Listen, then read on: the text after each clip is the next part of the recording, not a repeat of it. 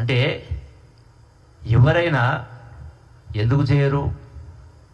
చేసే బాధ్యత కదా. పోనీ నేను అడుగుతా ఉన్నా, మరి నేను చెప్పిన స్వయంగా ఫస్ట్ హ్యాండ్ ఇన్ఫర్మేషన్ ఉండాలని సంబంధిత జిల్లా మంత్రి నేనే స్వయంగా లోపలికి పోయినా కదా. ఫస్ట్ డేనే చెప్పిన కదా, కేవలం 50 మీటర్లు మాత్రమే అది అగుపట్లేదు, టోటల్గా స్లరీ ఉంది, అసలు లోపలికి పోయే పరిస్థితి లేదు చెప్పాను.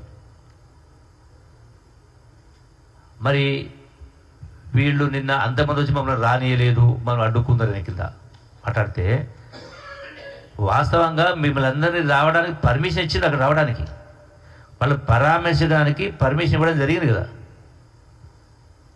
అంటే వాస్తవం అవుతుంటే కేవలం అంటే రాజకీయం కోసం, రాజకీయ లబ్ధి కోసం మాట్లాడే మాట తప్ప వాళ్ళ మాటలో ఏమాత్రం కూడా పసలేదు.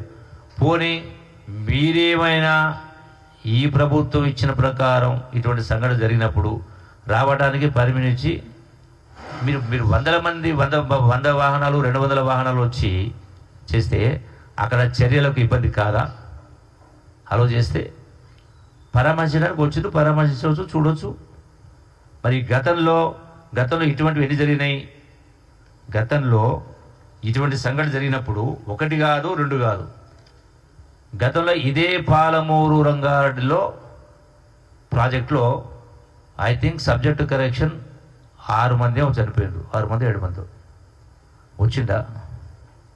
కేసీఆర్ వచ్చిండా? హరీష్ వచ్చిండా? అట్లాగే ఆ యొక్క పవర్ హౌస్ మునిగిపోయింది. అప్పుడు కూడా దాంట్లో 9 మంది అనుకుంటా పవర్ హౌస్ మునిగిపోయింది. అప్పుడు వచ్చిండా కేసీఆర్? ఇప్పుడు రేవంత్ రెడ్డికి రాలేదన్నమాటారు, కేసీఆర్ వచ్చిండా? పోనీ సంబంధిత మంత్రి వచ్చిండా? ఎవరైనా వచ్చిందా? అట్లాగే 1 కాదు, సుమారుగా 70 మంది చనిపోయారు కదా కొండగట్టు బస్సు ప్రమాదంలో. పోయిండా కేసీఆర్? పోయిండా? అట్లాగే 1 కాదు 2 కాదు, ఇటువంటి ఎన్నో సందర్భాల్లో. అట్లాగే అంతకుముందు కూడా నాకు కరెక్ట్గా అది ఐడియా కానీ కాళేశ్వరం టన్నెల్లో కూడా 7 మంది చనిపోయారు. పోయిండా కేసీఆర్? ముఖ్యమంత్రి పోయిండా? అప్పుడు హరీష్ రావు పోయిండా?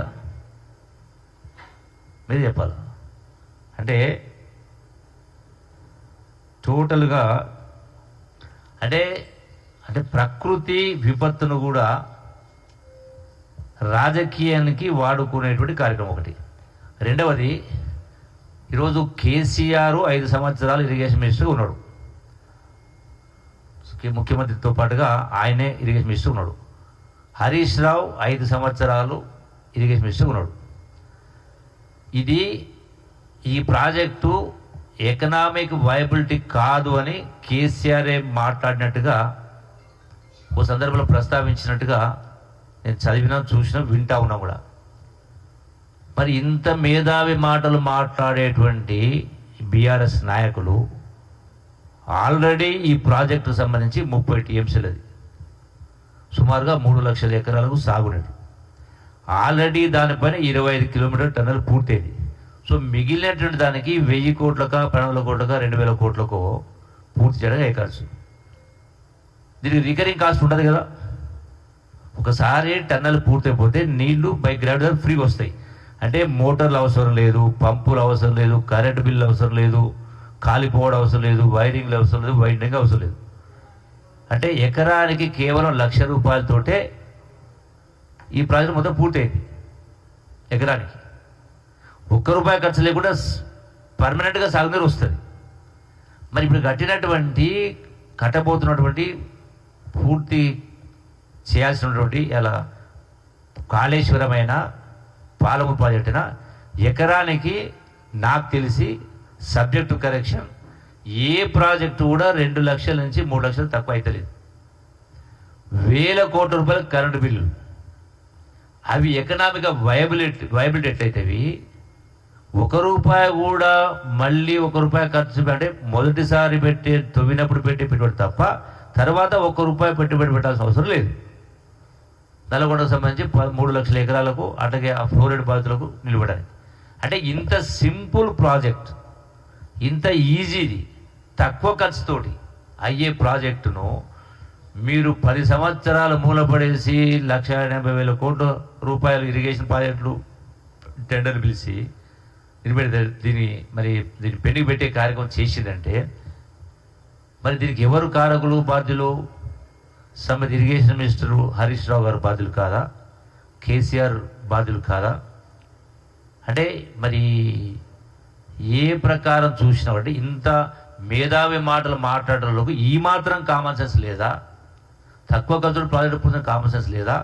నల్గొండ ప్రజలు ఓట్లు వేయలేదా మీకు? నల్గొండ నుంచి సీట్లు ఇవ్వలేదా? అంటే ఇంత దుర్మార్గంగా అన్యాయంగా శవాల మీద పేలాలు వెళ్ళుకోవడం అంటారు. అంటే దిగజారినటువంటి వ్యవహారాలు. ఇటువంటి సందర్భంలో సరే రాజకీయ వేదిక మీద రాజకీయంలో మనసు మాట్లాడుకోవచ్చు. ఇంతమంది సరే ఉత్తమ్ కుమార్ రెడ్డి గారు హెలికాప్టర్ వల్ల అంతే ఉంటుంది.